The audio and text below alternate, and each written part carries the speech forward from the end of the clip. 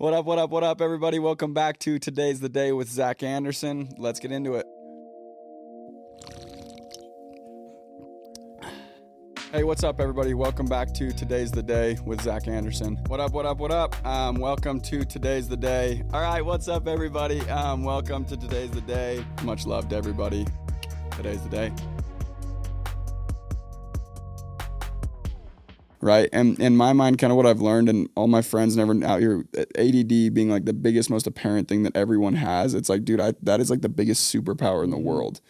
Like, truly, I truly, that's the way I kind of view it now. Yeah. But what advice do you have for people where it's like they feel like they're at a disadvantage because of something completely out of their control? Yeah. What advice do you have for someone in that situation? I think that like your mind goes to prove you right at all times, right? And so if you're telling yourself a story of like, I am dealt a hand that is less than somebody else who's winning, and therefore I cannot. Mm-hmm. My advice to you would be go try to find somebody's winning. Try to find somebody who's truly winning that got dealt the perfect hand. Because, like, again, you're going to find what you're looking for. And you can't find a Zack Andersen. You can't find a Tony Robbins. You can't find any sort of dog in their industry that doesn't have a long story of overcoming hard shit. And so again, like I felt like I was the only one. Mm-hmm. And that's why those books helped so much, is I was like, oh damn, there's a whole industry around people who like feel like they have things that they need to improve on and need to grow on. Like I didn't even know there was a self-help section. Like back in my day, Instagram came out when I graduated high school. I was old. And like there's no TikToks of like Jordan Peterson and all these fire things that we have at our fingertips, right? Yeah. And so like I read one book, I'm like mind blown. Yeah. And I just think the biggest thing is like like you said it earlier, like confidence isn't cheap, because your ultimate superpower lies within you actually being able to be confident. That's why the price tag on it is so high, and that's why it's so rare. Because if everybody had it, then like it wouldn't be as special, right? Yeah. And so they make the barrier to entry of real, true, I love myself, I am capable, deep confidence very, very high. Yeah. So that like most people are climbing that mountain and think they'll never get there. It's 2 feet from gold. And so I just think that the best thing that someone can possibly do is give themselves a reason to be confident. Like if you're not confident, expand on that a little bit. So, for example, let's say I'm unhappy with like my physical appearance. Well, give myself a reason not to be. I need to change inputs, right? I think of everything in life like a funnel, right? And at the bottom of that funnel, like the ingredients that I'm putting into that funnel is going to make a cake, right? Like I don't have the option of deciding how good the cake is, right? But all I can focus in on is the inputs that I'm putting into said funnel, right? And so if I need confidence, I just look around at like what are confident people doing daily. And then I go put those things in my funnel and my cake will bake itself. A lot of people go and they look at like instant success as like the goal. Like if you were to go ask 500 high school students what their goal is, it's to go get massive on social media and become an influencer. Sure. Right. And I think this is really, really, really important. And anyone in a truly fulfilled successful spot will go and agree. You should define your success as sowing, not reaping. What does that mean? Yes, that's a big one too. So it's the law of the harvest, right? You can't reap what you don't sow. And it's the law of the two creations. You create everything, first on imagination, blueprint, paper, and then you go in actuality. That's when you build your house with brick and mortar and actual labor. Yep. So if I'm focused on my sowing, then I'm always going to have bounty because I'm focused on what's going to give me the harvest, what's going to give me something that I can reap. Yeah. But if I'm focused on the reaping and not the true creating, then I'm killing my crops. I'm killing the opportunity to harvest. Yeah. So if I'm focused on value creation versus value capture, I will always have value that I can exchange. Yep. Dollars follow value, not the other way around. So if I can focus on the creation piece, the sowing, the labor, what's going to create longevity for me, then I will always have a harvest. Yep. So I'm going to focus on that, which is what's going to give me plenty. And that's when you become invaluable and irreplaceable, because a lot of people live in constant fear of, like, I mean, just a super easy example as far as like work life if you go and you get fired, you have to go look for a new job. But if you can go and yeah. become irreplaceable, and I think the best comparison that we can have is what happens to professional athletes. There's a lifespan. I mean, look at the NFL. What's the average lifespan of an NFL player? Let's call it 3 years. yeah, That would be my guess. And I think it's pretty accurate. What happens if you're not sowing through those 3 years and you're just ripping all your cash and just burning it? You're gonna be broke. The statistics are crazy with how many NFL athletes go broke within a year of being out of the league. Yep. So for me, it's true. Just because you can doesn't mean you should.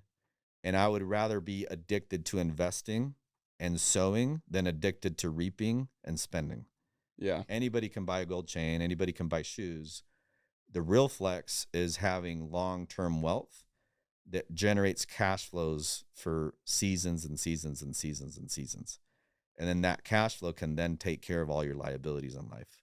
So if I can focus on my sowing, then I can reap the rest of my time here on earth. Yeah.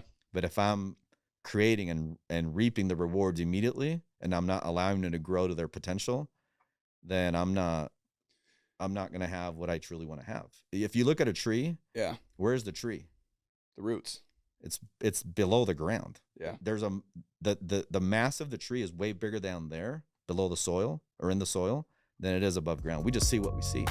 You are world class at going and creating people or helping people strive to go and hopefully one day get to close to where you're at, right? Which is super unique. The thing that fires me up in life is every single one of us has had a leader in our life that believed in us more than we believed in ourselves at a juncture where we could have gone either way. And that leader changed our life. And all of us can think back. It was a high school coach. It was a mission president. It was a professor. It was a dad. It was somebody, my buddy's dad, whatever. Yeah. Somebody saw something in you that you didn't see in yourself and gave you permission to dream bigger, and you crossed the chasm and it changed your life. And the idea of being able to be that person for other people is super inspiring to me. I'm like, what would be a more meaningful life than to be able to do that consistently? And, the job that you do, you have the opportunity consistently to see greatness in people that they don't see in themselves. And when you do that, that's the good stuff in life. That's what, if you're thinking hey, my life is going to be, how am I going to measure my life? How am I going to say this is a success or it's not a success? One of the key things is, how did I treat people? And did I make people better or did I make them worse? And in the interactions. And so even just you saying that, there's not a nicer compliment than you could give me than that I made a difference in your life. I'm like, what's better than that, than the world, than to be able to touch people's lives in a positive way. Yeah, no, I love it. And it shows, I mean, everything you do just vocalizes that and shows that. So again, thank you. And I know I'm definitely not the only one by any means. Dude, this has been freaking gold. To close it out, is there anything, if there was one last thing, most important thing, something, if someone just scrolled to the end of this and saw the end of it where that is a message you'd want to go and get across, that would go and help the most amount of people, what would it be? This probably isn't the thing that would help the most amount of people, but this is a habit and ritual that I've added in my life over the last couple of years that's added tremendous quality of life. I love it. Whatever your number is, for me, it's $100. And I have a stack of hundreds, and I look for opportunities on a daily basis to light up somebody that wasn't expecting it.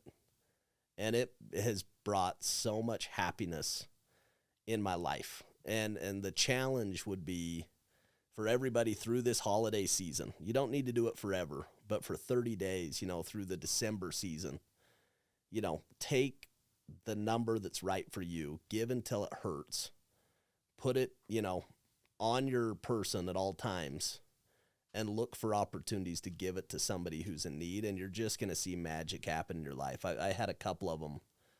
I went back into this executive program at Harvard, and DoorDash is like my go-to, because anybody that is delivering for DoorDash, they're doing it because they need the money. Yep.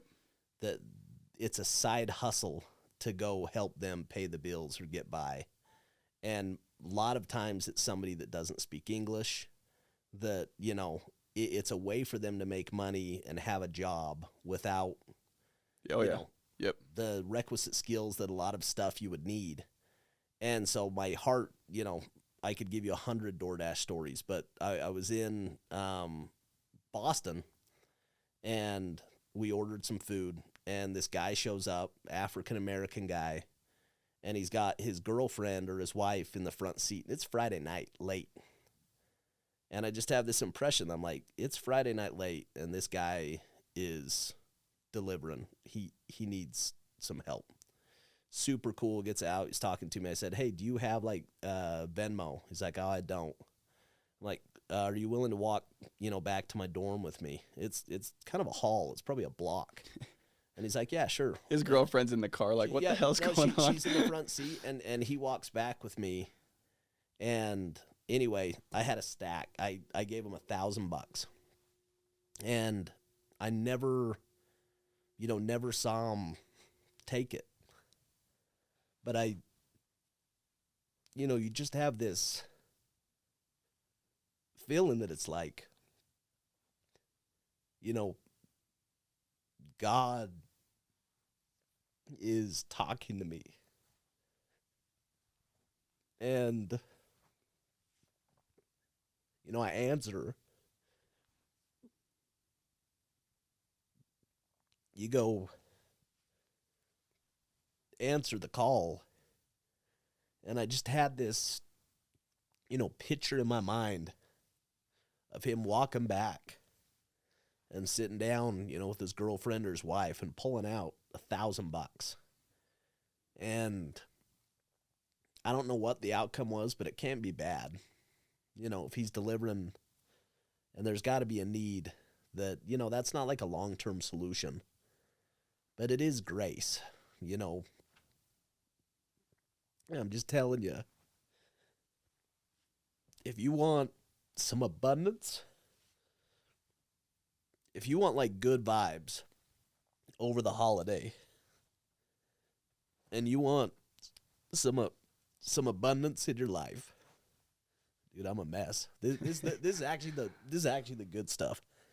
Anybody who knows me, this is like a once a conversation thing, so it's not unique to this. But if you want to like go have some abundance in your life over the holiday, go pull $1,000 out of your checking account, or go pull 500, or whatever the number is that it actually like matters to you. Put it in your account and like ask God to guide you. And I'm just telling you, like, I don't know, like, it doesn't matter what your spiritual beliefs are. You will have, like inspiration on who needs it. And you'll have, like, this magic experience. That's the good stuff. No, I love that. Again, like, Case, I freaking love you, man. Thank you so much. There's no better way to close that out than just going and make sure everybody understands, especially holiday season. Give until it hurts everybody. Much love, Casey. Again, thank you so much, thanks man. for having me, brother. I love you, bro. Thank you guys so much for tuning in today. As always, it was a blast for me. I hope you got something out of this. If you got something out of this video of value, share this with a friend, and please go show your love. We're on all streaming platforms, including YouTube, Spotify, and Apple. Any ratings, comments, likes, shares, they go a very long way, and they make it so I can keep doing these things for you, and I would appreciate it greatly. So please go share with a friend. Until next time.